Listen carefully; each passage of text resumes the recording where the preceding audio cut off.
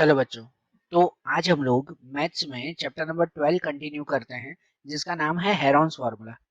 देखो, इस चैप्टर में हम लोग एक्सरसाइज 12.1 देख रहे थे ना, कि जिसके अंदर जो है वो हम लोग हेरॉन्स फार्मूला के सम समझ रहे थे कि जब ट्राइंगल का एरिया फाइंड करना हो ना, तो उसके लिए सबसे सिंपल ये हेरॉन्स फार्मूला यूज होती है।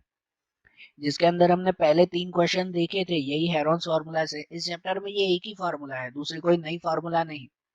ठीक है ना, थोड़ा थोड़ा सिर्फ लॉजिक आता है, बाकी सब यही फार्मूलाज ही हैं। तो ये जैसे हमने हेरॉन्स फार्मूला के पहले 3 क्वेश्चन देखे थे इसमें एक्सरसाइज 12.1 में, अब उसके आगे के क्वेश्चन देखें तो एक्सरसाइज 12.1 का अब क्वेश्चन नंबर 4 दिया हुआ है कि क्वेश्चन 4 में ऐसा लिखा हुआ है, find the area of triangle two sides which are 18 and 10 centimeter and the perimeter is 42 centimeter। अब यहाँ क्या दिया हुआ है कि कोई एक ट्राइंगल बना हुआ है कि जिस ट्राइंगल की दो साइड आपको पहले से दी गई है। हमें 3 साइड चाहिए होती है ना, उसमें से 2 साइड आपको दे दी है कि भाई एक साइड 18 है, एक साइड जो है वो 10 दिया हुआ है, और ये तीनों का पेरीमीटर मतलब कि तीनों साइड का टोटल दिया हुआ है 42 सेंटीमीटर का। बराबर ना, एक 18 दिया हुआ है, एक 10 दिया हुआ है, और तीसरी साइड वो मिसिंग है, लेकिन तीनों का टोटल तो 42 दिया हुआ है ना। तो जो तीनों का टोटल दिया हुआ है तो उस पर से ये तीसरी साइड मिल जाएगी कि नहीं, क्योंकि जो हमें एरिया फाइंड करना होता है ना, तो हेरॉन्स फार्मूला के लिए सबसे पहले ये 3 साइड तो हमें चाहिए ना, कि जो इन तीनों साइड को हम लोग ए बी और सी कहते हैं कि नहीं। तो यहाँ पे ध्यान देना, ये समझो ए दिया हुआ है, समझो बी दिया हुआ है, और ये सी की वैल्यू फाइंड करनी है। इसे मत मान लेना कि ये थर्ड वैल्यू नहीं है, ये तो तीनों का टोटल दिया हुआ है 42। तो ये तीसरी वैल्यू फाइंड करेंगे और उसके बाद वही एरिया की फॉर्मूला लगाएंगे हम लोग, है कि नहीं। तो देखो, इसमें ऐसे फाइंड करें ना कि यहाँ पर सबसे पहले लिख दें कि हियर ए इक्वल टू 18। तीन साइड में से, जो फिर से ये ट्राइंगल बता रहा हूँ कि ट्राइंगल के 3 साइड में से एक साइड 18 दी गई है, दूसरी साइड 10 है, और तीनों साइड का टोटल 42 है। तो समझो कि ये एक साइड 18 है तो उसे a मान ले कि चलो a इक्वल टू 18। दूसरी साइड 10 दिया हुआ है तो उसे b मान ले कि ये b इक्वल टू 10। और यहाँ पर पेरीमीटर दिया हुआ है कि perimeter of triangle equal to 42, मतलब तीनों साइड का टोटल ना। तो ऐसे लिख सकते हैं ना कि पेरीमीटर ऑफ ट्राइंगल है, so a plus B plus C equal to 42। Perimeter मतलब तो तीनों साइड का टोटल ही कहते हैं, तो तीनों साइड का टोटल मतलब तीनों का प्लस, ए बी सी का प्लस इक्वल टू 42 है। कि जहां पर a की वैल्यू लिखेंगे 18, a की वैल्यू 18 ना, b की वैल्यू लिखेंगे ये 10, और c की वैल्यू फाइंड करनी है, ये तीसरी वैल्यू c की वो फाइंड करनी है ना, तो उसकी जगह पर वही लिखें इक्वल टू 42। जिसमें ये 18 प्लस 10 पहले कर देंगे, क्या कर देंगे, ये 18 प्लस 10, तो 18 और 10 कितने हो जाएंगे 28। 28 plus C equal to 42। 18 plus 10 28, 28 plus C हो जाएगा इक्वल टू 42। कि जिसमें अगर ये सी की वैल्यू फाइंड करनी है तो ये 28 कहाँ चला जाएगा, यहाँ पे माइनस में, 28 माइनस में आ जाएगा ना। तो c इक्वल टू हो जाएगा 42 माइनस 28। तो 42 माइनस 28 मतलब कि c इक्वल टू हो जाएगा 14। कि जो हमें तीसरी साइड ढूंढनी थी वो तीसरी साइड कितनी मिल जाएगी, 14 मिल जाएगी। तो अब मिल गई ना हमें तीनों साइड, ये a 18 मिल गया, b पे 10 मिल गया, और c पे 14 मिल गया। a b c ये तीनों मिल गए, तो उसके बाद फॉर्मूला के लिए क्या फाइंड करते हैं कि a b c मिल जाए तो उसके बाद हम लोग ढूंढते हैं ये s, है कि नहीं। a b c के बाद s चाहिए होता है ना, s मतलब कि सेमी पेरीमीटर, जिसमें तीनों का प्लस डिवाइड बाय 2 करते हैं कि a plus B plus C divide by 2। तो तीनों का प्लस हो जाएगा ये 18 प्लस 10 प्लस 14 डिवाइड बाय 2। तीनों का प्लस 42, 42 डिवाइड बाय 2, तो आंसर 21। एस की वैल्यू भी कितनी मिल जाएगी, 21 मिल जाएगी। तो ऐसे हमें ये चारों चीजें मिल गई ना, ए बी सी और एस, ये चारों चीजें हमें मिल गई। अब ये सभी चीजें मिल गई तो अब इन सबको क्या करें, एरिया की फार्मूला में रखें। सही बात है ना, सब चीजें मिल गई तो उसे एरिया की फार्मूला में रखें यहाँ पर। तो देखो ये जो फार्मूला हम लोग रखे ना कि according to Heron's formula area of triangle उसकी formula S, S minus A, S minus B, S minus C. तो इनके हिसाब से s की जगह पे लिखेंगे ये 21, आगे फाइंड किया ना s की वैल्यू वो 21।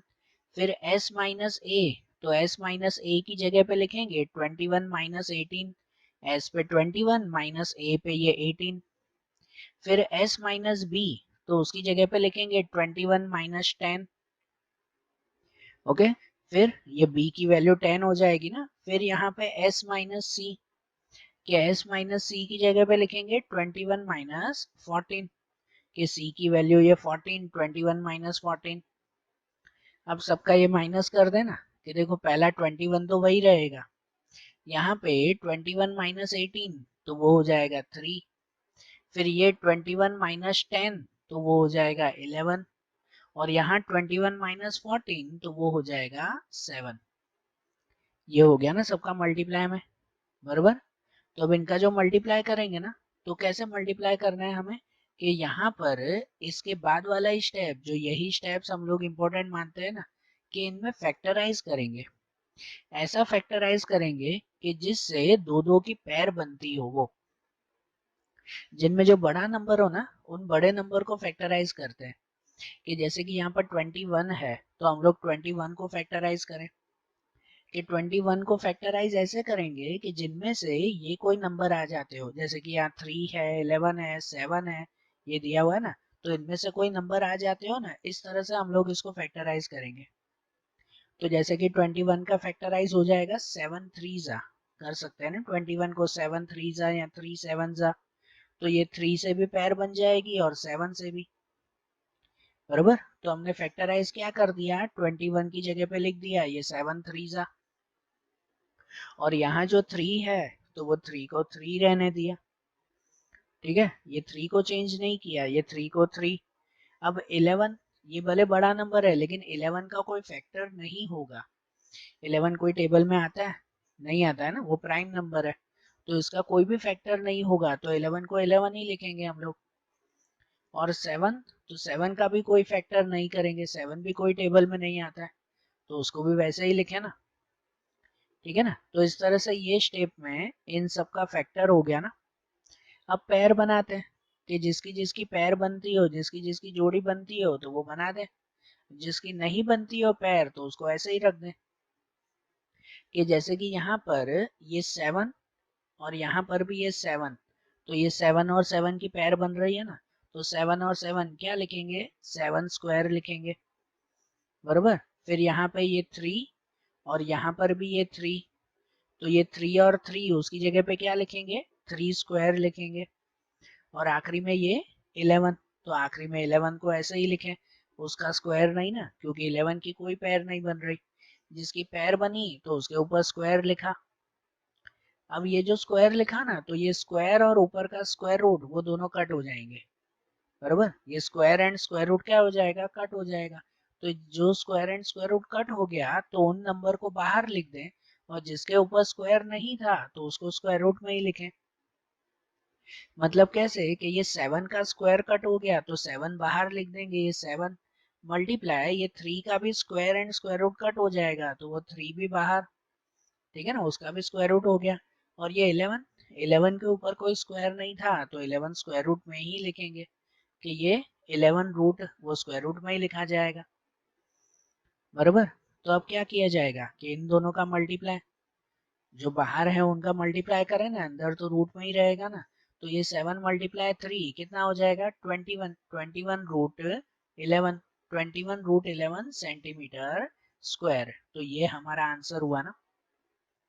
जो हमें ट्राइंगल का एरिया फाइंड करना था वो ये ट्राइंगल का एरिया मिल गया ना, कितना मिल गया, 27 रूट 21 रूट 11। ओके, क्लियर हुआ ये कैसे फाइंड करना है। अब ऐसे ही इसके बाद वाला क्वेश्चन जो दिया हुआ है, कि उसमें क्वेश्चन नंबर 5, क्वेश्चन नंबर 5 में ऐसे लिखा हुआ है कि side of a triangle are in a ratio of 12 ratio 17 ratio 25 and its perimeter is 540, then find its area. अब इसमें भी ऐसा ही है कि कोई ट्राइंगल का इसमें भी पेरीमीटर दिया हुआ है 540। पेरीमीटर मतलब कि तीनों साइड का टोटल दिया हुआ है 540, बराबर ना, तीनों का टोटल। और ये जो साइड होती है ना ए बी सी हमें चाहिए होता है, तो उसकी परफेक्ट वैल्यू नहीं है, लेकिन उन तीनों का रेशियो दिया हुआ है 12:17:25, बराबर ना। तीनों का रेशियो ये दिया हुआ है, परफेक्ट वैल्यू नहीं। तीनों का प्लस 540 है, लेकिन तीनों कितनी कितनी वैल्यू है वो तो पता ही नहीं है हमें। तो वो सबसे पहले ढूंढेंगे ना, ए बी सी तीनों की वैल्यू ढूंढे। और वो वैल्यू कैसे ढूंढेंगे, तो यहाँ पे ये रेशियो में दिया हुआ है ना, 12:17:25 रेशियो में है। तो उस रेशियो को क्या करेंगे हम लोग, एक्स करके फाइंड करेंगे। कैसे फाइंड करेंगे, एक्स पता है ना, हमेशा एक्स सपोज करते हैं ना जब भी रेशियो में हो। तो देखो इनका सॉल्यूशन ऐसे लिखा जाएगा कि सपोज वो तीन साइड है ना जो रेशियो में दी गई है, तो उन तीनों को अगर x में सपोज कर दें, तो suppose a equal to 12x, आपको रेशियो ऐसा दिया हुआ था कि 12:17:25, तो इसलिए पहला रेशियो अगर 12 है ना तो उसको सपोज कर दें 12x। फिर b को सपोज कर दें ये दूसरा रेशियो कि 17x, और c को सपोज कर लें ये तीसरा रेशियो 25x, बरोबर। ऐसे ये तीनों सपोज हो जाएंगे ना। और तीनों का पेरीमीटर दिया हुआ है 540, तो नीचे लिख देंगे ना कि पेरीमीटर ऑफ ट्राइंगल दिया हुआ है 540। पेरीमीटर मतलब कि तीनों का प्लस, तो ऐसे हो गया ना कि a plus B plus C equal to दिया हुआ है 540, ए बी सी तीनों का प्लस 540। तो तीनों के प्लस में अब a की वैल्यू क्या लिखेंगे, ये 12x, b की वैल्यू लिखेंगे 17x, और c की वैल्यू लिखी जाएगी 25x, कि तीनों का plus equal to 540। A b c की यही वैल्यू लिखी जाएगी। यहाँ पे एक्स एक्स वाले इन तीनों का प्लस कर दें कि 12, 17 और 25, तो तीनों का प्लस हो जाएगा 54। 54x इक्वल टू 540, ऐसा ना, 54x ना। और उसमें से अगर x की वैल्यू फाइंड करनी हो ना, तो ये 54 कहाँ चला जाएगा, डिवाइड में आ जाएगा। ये x अगर हमें फाइंड करना है, तो ये जो 54 दिया हुआ है वो 54 डिवाइड में ना, मतलब अगर ऐसे देखें ना रफ में, तो वो हो जाएगा 540 डिवाइड बाय 54। तो 540 डिवाइड बाय 54 कर दो तो कितना मिल जाएगा, 10। 54 10 जा होगा ना 540, मतलब x की वैल्यू कितनी मिल गई, 10 मिल गई। ये x की वैल्यू मिली। अब ये x की वैल्यू पर से हम लोग a b c वो तीनों की वैल्यू ढूंढ सकते हैं ना, ठीक है ना। तीनों की वैल्यू फाइंड करेंगे, तो उनमें से देखो सबसे पहले a की वैल्यू जो फाइंड करें, तो उसकी वैल्यू कितनी है, 12x है ना। तो a की जगह पे लिखेंगे a इक्वल टू 12x, मतलब कि 12 मल्टीप्लाई 10। 12 मल्टीप्लाई x की जगह पे क्या लिखेंगे, 10, और 12 मल्टीप्लाई 10 कितना हो जाएगा, 120 हो जाएगा, बरोबर। ऐसे हुआ ना। वैसे ही फिर b की वैल्यू, ये a की वैल्यू 120 मिल गई। अब b की वैल्यू यहाँ पे हमने सपोज की थी 17x, तो उसे लिखेंगे कि b इक्वल टू 17x, मतलब कि 17 मल्टीप्लाई 10, 17 मल्टीप्लाई x की जगह पर 10, तो वो कितना हो जाएगा, 170 हो जाएगा, ठीक है ना। b की वैल्यू 170, ये b की वैल्यू भी मिल गई। अब c की वैल्यू, कि उसको हमने क्या सपोज किया था, 25x, कि मतलब c इक्वल टू 25x हुआ। 25x मतलब कि 25 मल्टीप्लाई 10, तो 25 मल्टीप्लाई 10 कितना हो जाएगा, 250। ये c की वैल्यू भी मिल गई। फॉर्मूला के लिए ये तीन वैल्यू चाहिए, वो तीनों वैल्यू मिल गई ना, ए बी सी। अब ये ए बी सी मिल गया, तो उस पर से क्या फाइंड करते हैं, एस ढूंढते हैं। एस की वैल्यू ना, एस मतलब कि सेमी पेरीमीटर, उसकी वैल्यू ढूंढे। तो सेमी पेरीमीटर होता है तीनों का plus divide by 2, a plus B plus C divide by 2।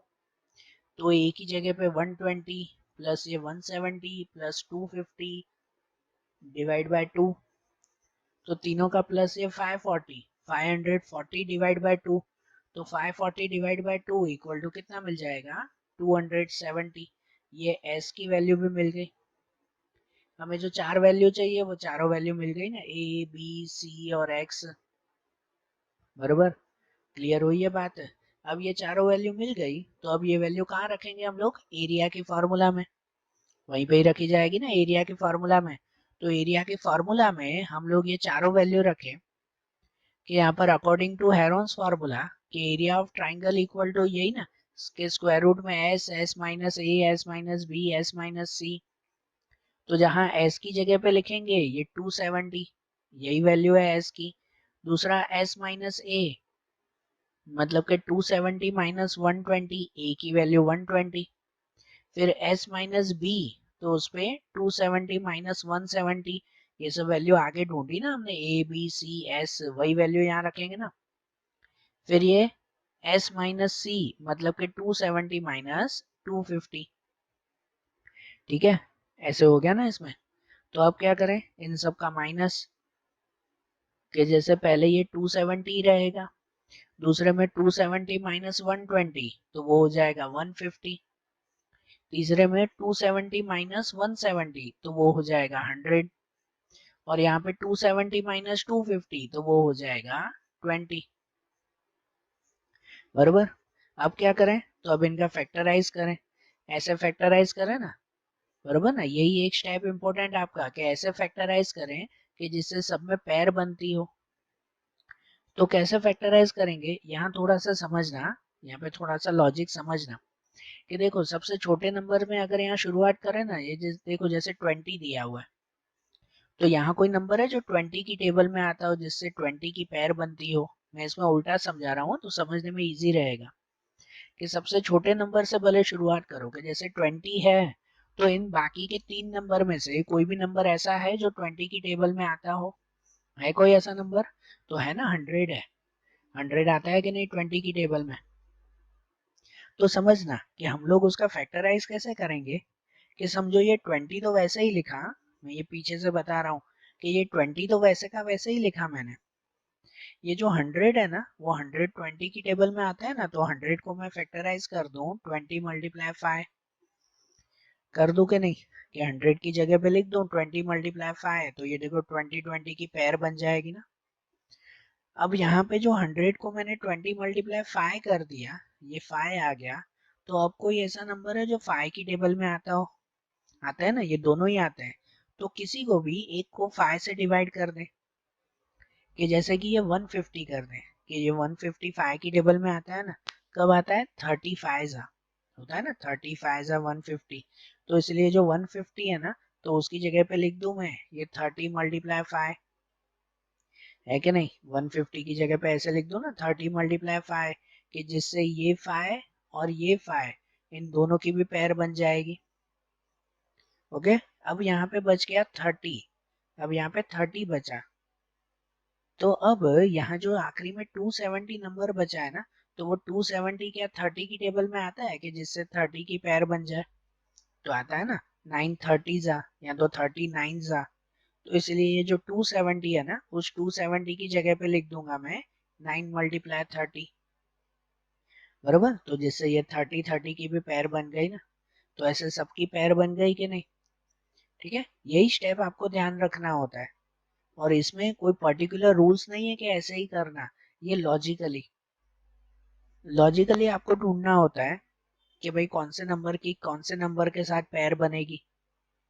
अब ये बन गई ना सबकी पेयर, और इसमें जो है 9 है ना, वो 9 खुद की ही पेयर कहलाता है, 9 खुद की पेयर कहलाता है, क्योंकि 9 इक्वल टू क्या होता है, तो 9 इक्वल टू 3 मल्टीप्लाई 3 होता है कि नहीं, होता है ना, 9 इक्वल टू 3 मल्टीप्लाई 3 या तो 3 स्क्वायर, तो 3 स्क्वायर, तो ये स्क्वायर ही तो हम सबके लिखते हैं ना, तो मतलब 9 तो वो खुद की ही पेयर कहलाया ना। तो नेक्स्ट स्टेप ऐसे हो जाएगा कि ये जो 9 है ना, उस 9 की जगह पे लिखेंगे 3 स्क्वायर, क्योंकि 9 इक्वल टू तो 3 स्क्वायर ही होता है ना, तो इसलिए उसको पहले स्क्वायर में लिख दिया, 9 की जगह पे ये 3 स्क्वायर। उसके बाद देखो, उसके बाद ये दूसरा नंबर ये 5 5 की पेयर बन रही है ना, तो ये 5 और 5 दो बार है, तो उसको भी लिख देंगे 5 स्क्वायर, भले पहले 30 लिखो 20 लिखो आगे पीछे लिखो चलेगा, कि ये 5 स्क्वायर। उसके बाद देखो तो यहाँ पर ये 20 20 की पेयर भी बन रही है, ये 20 20 की पेयर बन रही है, तो उसकी जगह पे लिखेंगे ये 20 स्क्वायर, और आखिरी में ये 30 30 की पेयर भी बन रही है, ये दोनों 30 30, तो उसकी जगह पे भी लिखेंगे ये 30 स्क्वायर। ठीक है, तो अब क्या किया जाएगा कि ये स्क्वायर रूट हटा देना, कि यहाँ पर सबके ऊपर स्क्वायर है तो सबका ये स्क्वायर और स्क्वायर रूट कट हो जाएगा, तो खाली नंबर बचेंगे ये 3 मल्टीप्लाई 5 मल्टीप्लाई 20 मल्टीप्लाई 30, सब में स्क्वायर कट हो जाएंगे ना, और आखिरी में इन सब का मल्टीप्लाई, तो इन सब का मल्टीप्लाई हो जाएगा कितना, 9000 सेंटीमीटर स्क्वायर। ऐसे करेंगे ना कि यहाँ पर ये 3 मल्टीप्लाई 5, तो 3 मल्टीप्लाई 5 कितना हो जाएगा 15, 15 और 15 मल्टीप्लाई 20 300, कि 15 मल्टीप्लाई 20 300 और आखिरी में 300 मल्टीप्लाई 30, तो आंसर हो जाएगा 9000 सेंटीमीटर स्क्वायर। बराबर, ये आंसर आ जाएगा ना इसमें। क्लियर हुआ ना ये भी सम कैसे करना है। अब ऐसे ही इसके बाद वाला क्वेश्चन नंबर 6 देखें कि इसमें लिखा हुआ है an isosceles triangle has perimeter 30 centimeter and each of the equal side is 12 centimeter, then find the area of the triangle. अब यहाँ पे भी दिया हुआ है ये आइसोस्केलेस ट्राइंगल है, तो इसका मतलब क्या है कि जिसकी दो साइड सेम होती है, आइसोस्केलेस ट्राइंगल उसे ही कहता है ना जिसकी दो साइड सेम होती है, कि यहाँ पर उसका पेरीमीटर 30 है, कि इन तीनों का टोटल, तीनों साइड का टोटल दिया हुआ है 30, कि जिसमें से each of the equal side is 12 centimetre, कि जो इक्वल साइड है ना तीनों का टोटल तो 30, उसमें दो साइड इक्वल है, तो वो दोनों साइड दी हुई है 12 सेंटीमीटर की, तो हमें उसका एरिया ढूंढना है। तो सबसे पहले ये तीसरी साइड हमें पता होनी चाहिए ना, बराबर ना, दो साइड दी गई है तो तीसरी साइड भी हमें पता होनी चाहिए ना, तो उसके बाद मिल जाएगा ना ये तीनों। समझ आ रही है ना बात है। तो वैसे जो हमने क्वेश्चन नंबर 4 में फाइंड किया था वैसे ही फाइंड करें ना, कि समझो ये ए और बी दिया हुआ है, तीनों का टोटल दिया हुआ है 30, तो पहले ये सी फाइंड कर लेना, फिर आगे सम करें जैसे करते हैं।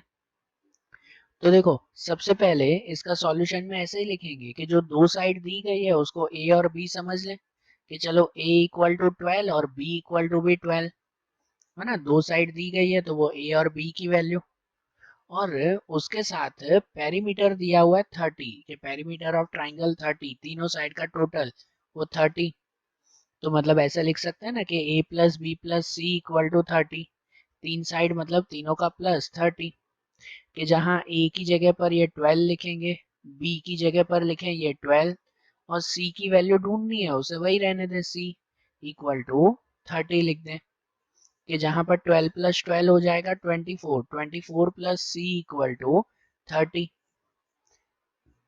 ऐसे हो जाएगा ना, 24 प्लस सी इक्वल टू 30, कि जिसमें अगर ये सी फाइंड करना है तो ये 24 माइनस में जाएगा, मतलब कि सी इक्वल टू हो जाएगा 30 माइनस 24। ओके, ये वैल्यू आ जाएगी ना, c इक्वल टू 30 माइनस 24, तो c इक्वल टू कितना मिल जाएगा 6 मिल जाएगा, ये c की वैल्यू मिल गई हमें 6। क्लियर। अब ये जो वैल्यू मिल गई c की, ये a और b भी हमें मिल चुकी थी, a और b भी मिल गया, ये c भी मिल गया, तो अब पहले s ढूंढ लेना, जो सेमी पेरीमीटर ढूंढना है पहले वो फाइंड कर लेना, तो s की वैल्यू हो जाएगी a plus B plus C divide by 2, तीनों का प्लस डिवाइड बाई 2, तो तीनों हो जाएंगे 12 प्लस 6 डिवाइड बाई 2, ये 12 प्लस 12 ये प्लस 6 डिवाइड बाई 2, तो वो हो जाएगा कितना 30, तीनों का प्लस 30 डिवाइड बाई 2, तो आंसर 15, ये s की वैल्यू भी मिल जाएगी कितनी 15 मिल जाएगी। क्लियर हो गया ये भी। तो अब ये मिल गया ना, तो अब इसको फॉर्मूला में रखें ना, ए बी सी एस चारों वैल्यू मिल गई, तो अब उसे फॉर्मूला में रखें, कि यहाँ पर हेरॉन्स फार्मूला हम लोग यूज करें कि s स्क्वायर रूट में s minus A s minus B s minus C, तो जिसमें ये s की जगह पर लिखेंगे ये 15, उसके बाद s माइनस ए, तो s माइनस ए मतलब के 15 माइनस 12, s की जगह पे 15 माइनस ए की जगह पर 12, 15 माइनस 12, फिर ये s माइनस बी, तो s माइनस बी मतलब के 15 माइनस 12, b की वैल्यू भी 12 ही थी ना, और s माइनस सी मतलब उसमें 15 माइनस 6, ऐसे हो जाएगा ना ये, बराबर। तो जिनमें सबका माइनस, तो ये 15 तो वही रहेगा, यहाँ पे 15 माइनस 12 तो 3, ये भी 15 माइनस 12 तो 3 हो जाएगा, और यहाँ 15 माइनस 6 तो 9 हो जाएगा। ठीक है, आ गया ये। तो अब ये स्टेप जो हम सबसे इम्पोर्टेंट स्टेप मानते हैं, कि इसी में ही अब सबकी पेयर बनानी है ना। अब ध्यान से देखो कि ये बड़ा नंबर है 15, ठीक है, बाकी में अगर देखें ना, तो यहाँ पर ये 3 और 3 इनकी पेयर तो बनी हुई है, ये तो ऑलरेडी है ना, 3 मल्टीप्लाई 3 तो 3 स्क्वायर हो जाएगा ना, ये तो पैर बनी हुई है। और यहाँ पे जो 9 है ना, तो उसे 9 की जगह पर हम लोग लिख सकते हैं ना 3 मल्टीप्लाई 3, क्योंकि 9 तो खुद की ही पैर कहलाता है कि नहीं, 9 तो खुद की ही पैर हुआ। तो 9 की जगह पर भी 3 मल्टीप्लाई 3 लिख सकते हैं, मतलब इसकी पैर भी बनी हुई है, और ये जो 3 मल्टीप्लाई 3 है ये उसकी पैर भी बनी हुई है। तो आगे जो 15 है ना, उसका फैक्टराइज करने की जरूरत ही नहीं है, क्योंकि 15 की कोई पैर नहीं बनेगी। 15 किसी के साथ पैर बनेगी, कोई बचा नंबर? कोई भी नहीं बचा ना। ये 3 और 3 साथ में हो गए। ये 9 की भी खुद की पैर है, ये 3 स्क्वायर, तो ये 15 की कोई पैर नहीं बनेगी, वो ऐसा ही रहेगा। तो अब जिनकी पैर बनी तो उसको स्क्वायर रूट करके लिखते हैं ना, कि स्क्वायर रूट के अंदर लिखेंगे ये 3 मल्टीप्लाई 3 तो उसका ये 3 स्क्वायर, यहाँ पर भी ये 3 मल्टीप्लाई 3 तो उसका भी हो जाएगा ये 3 स्क्वायर। ओके, और आखिरी में ये 15 को ऐसे ही रहने देंगे। तो अब ये जिनका स्क्वायर हो गया ना, तो जिनका स्क्वायर हो गया तो उसको क्या करें, उसको बाहर लिख देना हम लोग, ठीक है ना, स्क्वायर रूट के बाहर लिख दें। तो ऐसे हो जाएगा कि जिनका ये स्क्वायर बना वो 3 मल्टीप्लाई 3 वो बाहर आ जाएगा, ठीक है, ये स्क्वायर और स्क्वायर रूट कट हो जाएंगे, ये 3 और ये 3 वो बाहर। और जिसका स्क्वायर नहीं बना, जिसकी पैर नहीं बनी, तो वो रूट 15 अंदर ही लिखेंगे, 15 को रूट के अंदर ही लिखे ना। तो इन बाहर इन दोनों का मल्टीप्लाई हो जाएगा कि 3 मल्टीप्लाई 3 9, और ये रूट 15 सेंटीमीटर स्क्वायर। मतलब जो ट्राइंगल का एरिया ढूंढना था वो एरिया कितना मिल गया, 9 रूट 15 सेंटीमीटर स्क्वायर। बराबर, समझ आई बात कैसे? ठीक है ना। तो देखो आज ये एक्सरसाइज 12.1 कंप्लीट हुई ना, समझ आया ना। तो आज जैसे हमने ये सम्स देखे ना, अब ऐसे ही इनके दूसरे सम्स वो हम लोग अगले वीडियोस में देखेंगे। Okay, thank you.